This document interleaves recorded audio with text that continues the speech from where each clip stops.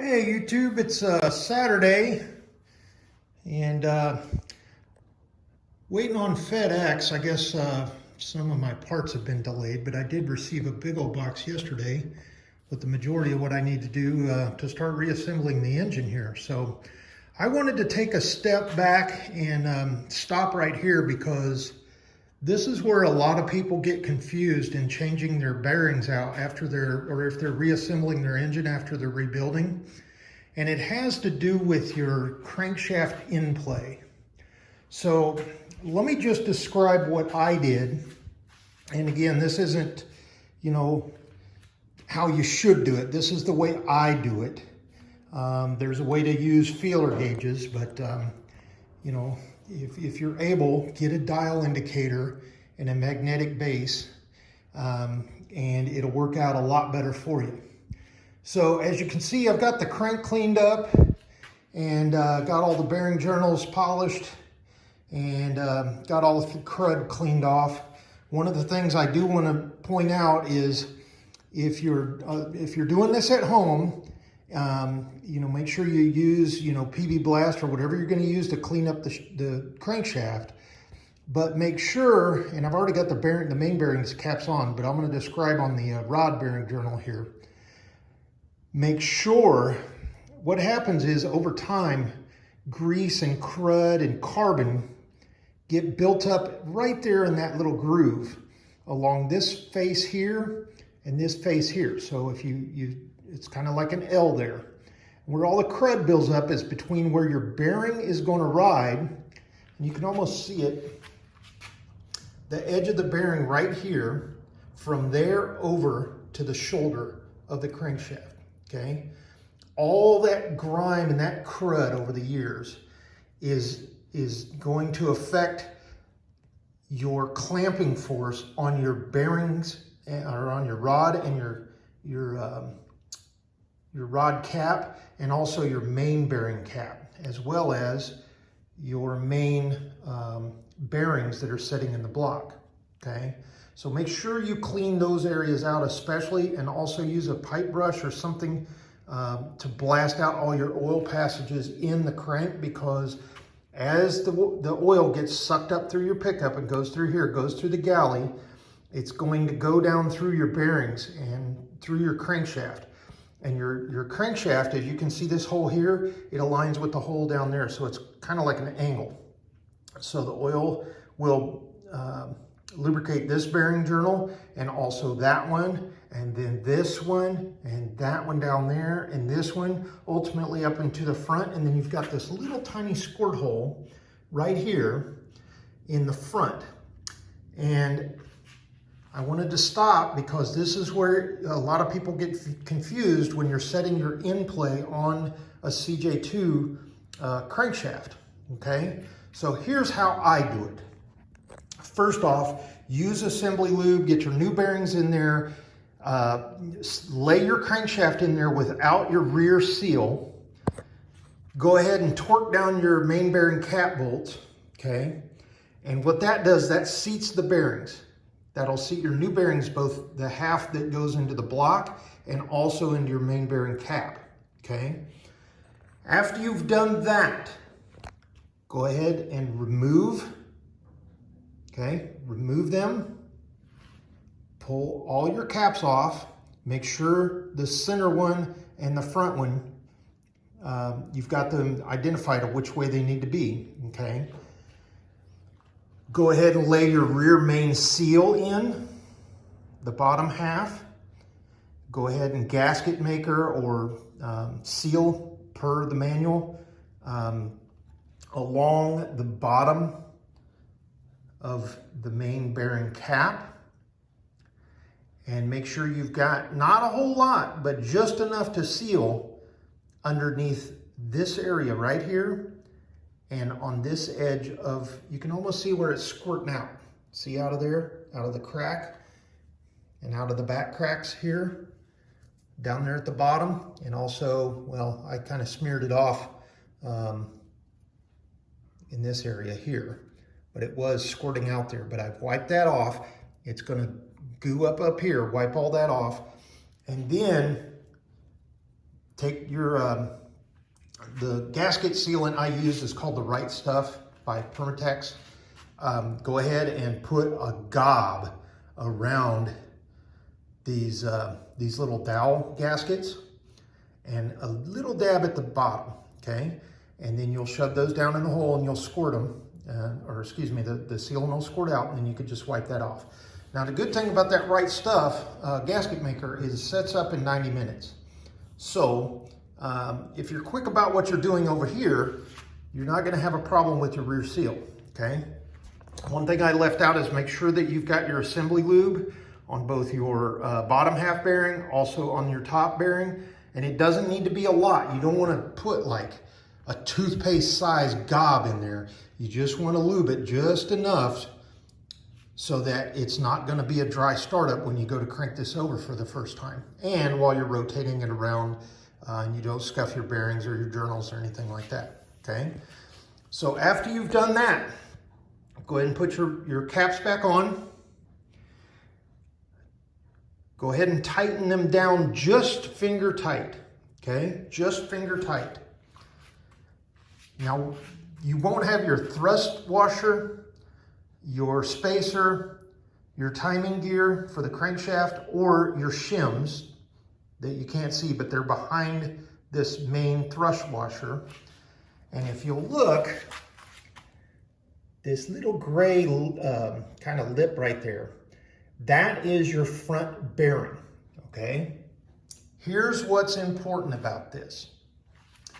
If you willy-nilly just go ahead and put your caps on and you torque them down to, you know, your 70 foot-pounds, and then go ahead and put your shim on there, hammer on your timing gear, and then you go ahead and put your pulley on there and your nut, and you test your in-play. As soon as you crank that nut down, the odds are you're gonna lock up your crank. It's not gonna move, okay? It's not gonna budge. So, here's what's important. Make sure that finger tight on your cap, knock your crankshaft to the rear, or what I do is I get a long pry bar and rotate these down, and in between the block main support, just kind of pull it back right here. Just kind of wedge it back. Not a lot, just enough so you'll feel it. It'll just clink. After you've done that, go ahead and set your shim and your thrust washer and your spacer and your gear. Go ahead and knock them on there. Tighten it down about 20 foot-pounds. You don't have to be insane, just go about 20 foot-pounds, okay? What that's gonna do is that's gonna tighten up everything up here in this front, and it's gonna start pulling your crankshaft this way, okay, towards the nut. As you tighten here, it's gonna pull it this way, okay? What's happening is your front bearing cap have drilled holes for your bolts, okay? And like I was saying before, if you just go ahead and crank those down, those holes have a little bit of space in between the bolt shaft and the actual bearing cap, okay? And if you cranked it down and this is setting too far this way, when you crank everything down, you're not gonna have any in-play at all. Your crankshaft is probably gonna lock up on you to where you can't rotate it with your hand. So what you need to do is make sure that once you've got your nut, your pulley, all your thrust washers here, crank it down to 20 foot-pounds, then go ahead and tighten to spec. You know, I use 70 foot-pounds, so go ahead and tighten these down 70 foot-pounds. Then you'll be able to wedge your pry bar in there and you'll be able to rotate your crankshaft. Now, after you've done that, then go ahead and get your magnetic base, and I'll show you real quick. What I use is just one of these. Everybody's seen them. Clamp that on there. Try to do this one hand and hopefully there we go. Okay, go ahead and get this set. And your plunger, Make sure that you have pried your, or you can tap it with a soft face hammer, rubber mallet, tap it to the rear, okay? Once you've done that, go ahead and set your dial indicator that would be touching right here, zeroed out. You can go ahead and wiggle on it, make sure your dial doesn't move. Make sure you've got it on there pretty much at a 90-degree angle. You don't want to have it over like this because it's not going to help you out much. You want to have it either on this face, or on your bearing, your pulley face, or on the flat surface here. And I know there's a hole down in there, a dimple, but you can also use that. Once you've zeroed that out, then you can pry forward on the crankshaft, and that is going to show you your in play. And what'll happen is, let's just as an example, you'll have this at a 0 just like that. And as you take it, pry it forward, it'll start going like this. Not the outside ring, but I'm just using this for demonstration. You'll see your dial kind of bounce like that. Now the in play should be between 4 and 6, okay? So if you get your dial indicator zeroed, crankshaft to the rear, pry on it or tap on it forward, and that needle will go over to your between 4 and 6, okay? And once you've done that, you've got your in-play set per the specs in the manual, in the service manual, etc. So I've got this set up. One thing that I did do after I've done all that and set it up and decided to grab the camera here real quick was I put on the new timing gear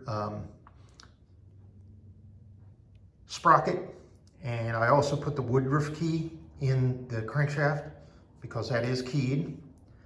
And then next up is going to be putting in the pistons and the bearing caps for the rods, and then I'll do the I'm using plastic gauge, so I'll do that on all 4 of the rod journals just to make sure we have oil clearance.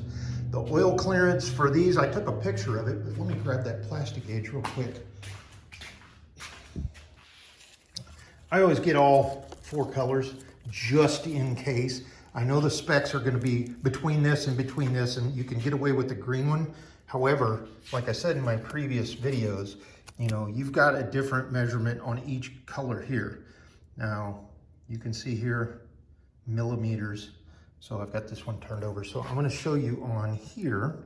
I'm looking on the inch side, and the specs is per the book is 0.001 to 0.0, I believe it's 029 or 0029. Okay, so I took a picture of it, and I was right at that 0.002. So I call that excellent because that's right there with brand new bearings.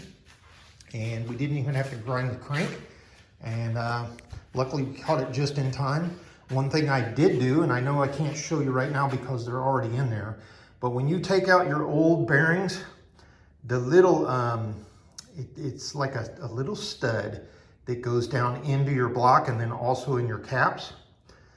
Go ahead and replace those. They're like $1.50. You're gonna bend them up, you're gonna break them. They've probably been wallowed out, and they ride in a little hole in your block, and also they've probably been shaken back and forth in that little hole. And those are designed to wear before your steel does, or your cast iron, okay? So go ahead and replace those, both the bottom, so you'll need 2, 4, 6 of them, okay? Now on your rods, I'll go over here real quick and show you. I've already got the rods assembled, lined up. As you can see, I've got the little security nut lock nuts that'll go on after. And then, a lot of people don't use them. Some people do. I'm going to go ahead and use them because they are new, and it it just goes with the authentication of the vehicle. Already got everything's cleaned. But I've already got the 2 halves of the new rod bearings in there, and I've also got the rings assembled. And there's a little hiccup whenever you do your rings. If you have an original CJ2, I would venture to say probably the GPW motors as well, the bottom oil ring is a one piece, okay? It's like this two rings and then kind of like a some kind of hardened plastic or something in between, and it's all one piece. It's probably really hard to get on there, but I've never seen those remanufactured, and that's probably why, is people buy a whole set of them and then they break them, and then there goes your set of piston rings. So what we're using is the 3-piece oil seal oil ring. So you've got your 2 halves, you've got your ring on the top, ring on the bottom, and as your scraper, and then you've got your slotted kind of zigzag here. Your second ring goes in the 3rd hole down, and that's the one that's gonna have the dot on it or the top. Make sure you assemble it. I know the manual calls for, you know, putting the dot on the top ring, but no, use the piston ring manufacturer's recommendations. There's a reason for that, okay? You're using a different oil scraper and oil ring here, so do the right thing. Also, use your old broken piston rings and clean all of those grooves out, okay? As you can see, that one there, cleaned all up real nice, okay? And then your rings. Now, I haven't set in the gaps yet, but I will offset each one of the gaps over here and over here. And I'll back up just a little bit. Before I put the actual rings on, I didn't worry about the oil scraper or the oil rings. But before I put those rings on the pistons, I did put them down into the cylinders and used the top of the piston, you know, and then took a feeler gauge to see what the end gap was, right in specs.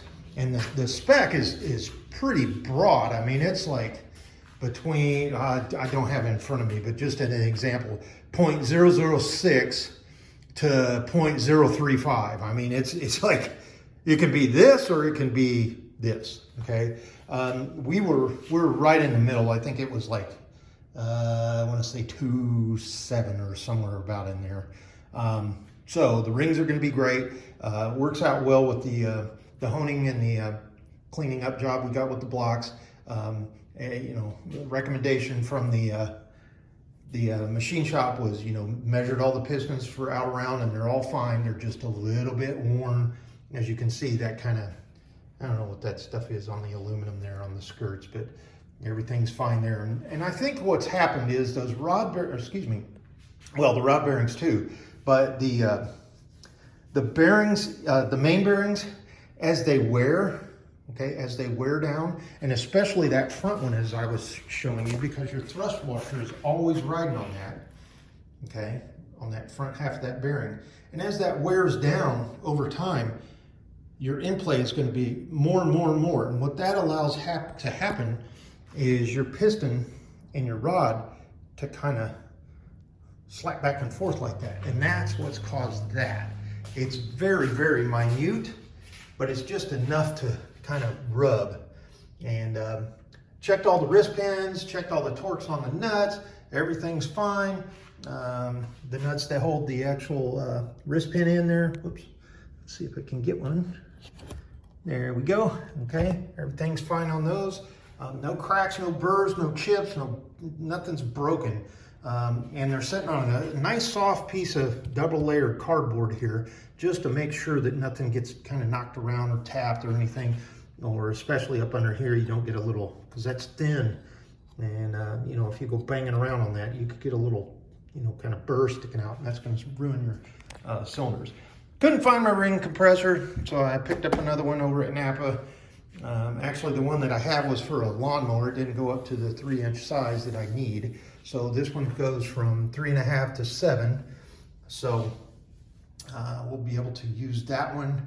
And just make sure that I use the kind of lever thing there a little bit, just to make, because it's 3.125, 3.25. You know, this is just a little bit bigger than I need, but it'll work out perfectly. Just got to be careful when you're tapping them in, okay? I still need to paint the cylinder head. The reason I haven't done that is I'm kind of at a debate with myself whether I want to paint it up, sorry about the spinning here, whether I'd like to paint it up this gloss black high temp, or if I want to go with the red. It's just right there in the between. You know, I think it would look better with a gloss black head, with everything else being gloss, all the other ancillary items. But it's not a main part of the engine. And of course, you know, if we've got the black cylinder head, now we've got a black thermostat housing. You know, it's just one of those things. And then you've got your black oil filter and everything like that sitting on there. And same thing with that oil pump over there, black or red, kind of tossing that around. I got both colors of paint. It's just, you know, when I get there and make the decision, I'll ask the owner, you know, what I think and what he would like, and then we'll go from there. But it's really gonna pop. It's okay leaving that on, that dial indicator. It's not gonna mess anything up, but everything is nice and tapped in there. Set up just right, and brand new gear there, as you can see. And so tomorrow I will get the pistons, rings, rods, bearings, and caps on here, plastic gauge each one of the journals. Make sure we're within specs on those, and fingers crossed we'll be able to flip this baby back over and then start putting the ancillary stuff on, like the timing chain, the cam gear, and all of that.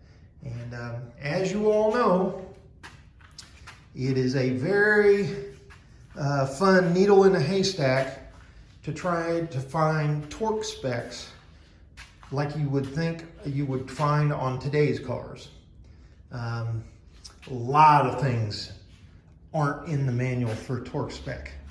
And that's both using the Green Mechanics Manual, which is pretty much the identical thing of the Universal Jeep CJ2 manual. But I like this one a little bit better because I think it was on page, I'll show you here real quick. Here you go. I like it a little bit better because at the end of section D in this particular book, you actually have a nice little breakdown of your specs and your clearances and everything. So, and it also has it in metric if you're using metric measurement tools. So I like that one. As you can see, I've still got the micrometer and the dial caliper out, and 2 torque wrenches, the big baby, and then I just reconfirmed my torque, especially on the critical components like the bearing caps and the rod bearing caps. I'll make sure that I use the electronic one because of, you know, if the big one gets it, this one matches up, I'm fine. That's 2 strikes, we're gonna be good. And you can just use one. One thing I will never use again is what I use is a breaker bar now. Don't use these. These old things, you know, it's got dual side. You got your 1/2 inch and your 3/4 size little socket adapter. But over time, as you pitch these around, that little rod bends, and pretty soon it's not zeroed out. It looks like it's zero, but if I get right on there and I show you, look at that, it's like a pound off. So not a big deal with you're dealing with, you know, pretty broad range between torque specs, but I like to be right on the money. And I like to be a little bit more towards the high end when I set things. Hence the reason I'm using 70 for the crankshaft main cap bolts, okay? So I wanted to stop right there and just share that little piece of advice. I'm sorry I'm not showing you how to do it as I'm doing it. Those videos tend to be very, very long, but if you're listening to me and you follow along, you have any questions, go ahead and reply in the comments, or you know, I'll be sure to write back as quickly as I can. And I probably got some pictures that I've taken throughout this process that I can show you. You know, there is an exploded diagram of the crankshaft with all of the thrust washer, the bearing, the pulley, the Woodruff keys, the end nut, all the caps, the bearings, where they go and everything like that. But as far as how to do it, you're gonna get stuck on your end play, and you're probably gonna get a little stuck back here when you go to seal up your main bearing because, your main rear seal, because there are several different types. We're using a 2-piece neoprene with the neoprene dowels. However, if you don't put that lip right, you're gonna have oil shooting out the back of that, okay? So make sure you put those in right, the 2 halves if you're gonna do that. If you're gonna use the rope seal, burnish it in. Make sure you start on the edges and burnish it towards the center, like in this fashion, okay? Not towards the center and out. What that does is cause a lip up at the top, and when you crank it on there, you're gonna have like a snake in your seal channel there. So there we are, and as more and more parts arrive, you're gonna start seeing a lot more progress, specifically on the motor or on the engine. Darn near ready to get that flipped over, get all the pistons in there, and that's gonna look real nice. And then I will get the cylinder head painted. You'll see probably the engine all reassembled. Part supplier, kind of funny, this is a leftover shim. I actually got a new one because that one got all bent up.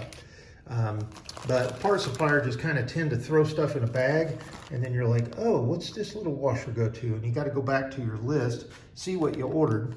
Got a lot of seals and gaskets and stuff like that. Actually got the thermostat retainer there. This is my new Timken bearing for my pinion. So I'm not going to use this Japanese one. And got new studs for the exhaust and all of the head gasket, and that is a Felpro. We're not going on the multi-layer steel, we're going Felpro. It's kind of a dual type seal. You've got your metal in there, and then you've got your kind of gasket material on the outside, and then got the oil pan gasket, timing chain cover gasket, the block face gasket, and timing cover gasket there. So all that's going to start getting put back to where it needs to be, brand new per specs as it should have been. And hopefully this thing won't leak like it was, and it'll run like a top when we get it done. You always have that little bit of a, oh shit, is it going to work whenever you go to crank that key for the first time. So we'll see how that all works out. Following all the specs, doing everything the right way, and you're just making sure you're double checking, triple checking, look at your specs, reading, and take your time when you need to.